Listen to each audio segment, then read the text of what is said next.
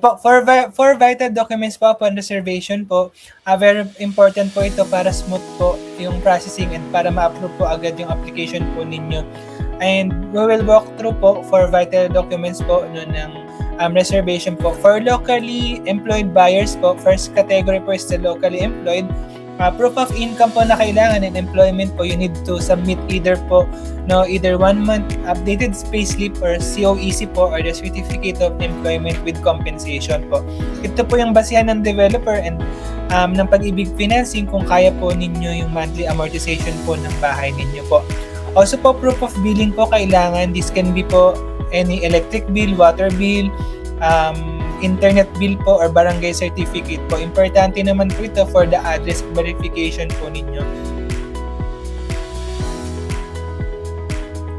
Then, 2 valid IDs po, company ID po, and 1 government-issued ID. Dapat clear copy po yung kailangan po namin. Civil status document po, birth certificate po if single, marriage certificate naman po kapag ka-married. Needed naman po ito para sa proper documentation po ng contract preparation po ng pagbili nyo po ng bahay po ninyo. No? So, dako naman po for OFW or Seaman naman po. For the OFW and Seaman applicants po, mas detailed po ng kaunti yung mga requirements po namin kasi po yung income po ninyo is overseas based po. No? For the latest job contract po na kailangan po ninyo, important note po na dapat yung documents po ninyo mas be English translated and clear copy po.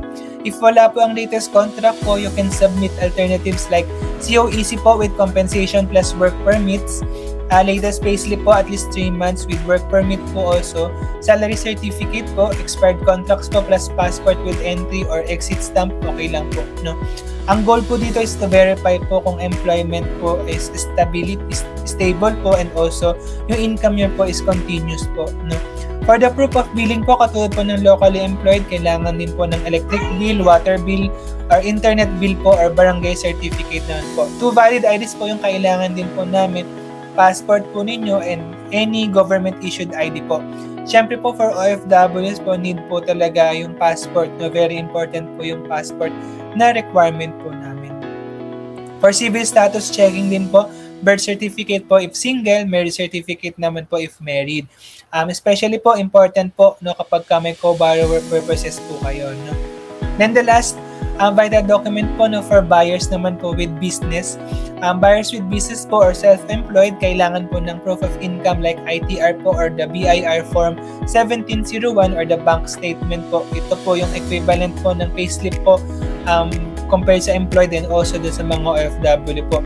For proof of billing po, katulad po no utility bill po or barangay certificate mo to verify po yung address po ninyo. 2 government-issued IDs po yung kailangan, clear copies po yung kailangan namin. And also, kapag ka po civil status, birth certificate po, kapag ka single, marriage certificate naman po, kapag ka married po. No? So, bakit po importante itong mga 4 vital documents po na ito para sa reservation po ninyo? Siyempre po, no, para kapag ka-complete po yung documents ninyo, faster po no, yung reservation approval po natin. Mas mabilis din po yung loan processing po ninyo and mas secure po yung transaction po natin pagdating po sa reservation ng mga bahay ninyo po. May advice po, no, prefer in advance po, kailangan i-prepare po natin yung mga documents po natin mas maaga po para hindi ma-delay po yung unit na mai-reserve po ninyo and also kung ano po yung gusto nyong unit, makukuha po ninyo. No? If you're unsure po no, kung anong category po kayo, kung locally employed, OFW, or business owner po, I can personally guide you po through the requirements po. Now, let's make this process po na smooth and stress-free po. And sobrang dali naman po ng reservation po namin pagdating po no, dito po sa amin po.